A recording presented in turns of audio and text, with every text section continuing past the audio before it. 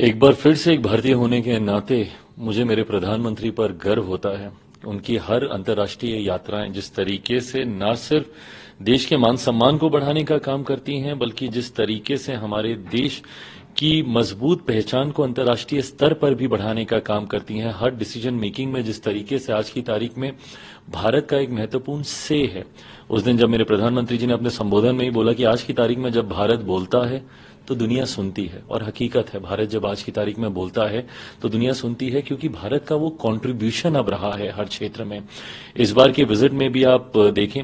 जिस तरीके से अलग अलग कंपनी के सीईओ से, ग्लोबल कंपनीज के सीईओ से जिस तरीके से प्रधानमंत्री जी की मुलाकात हुई, जिस तरीके से भारत से चुराए गए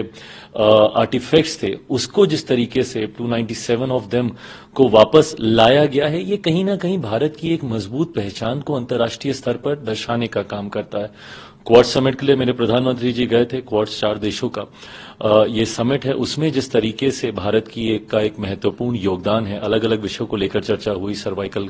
कैंसर को लेकर हो, आपने टेररिज्म का जिक्र किया, इन तमाम विषयों पर जिस तरीके से भारत प्रधानमंत्री जी के माध्यम से एक मजबूत पहचान को स्थापित करने में कामयाब रहा है, ये एक नए भारत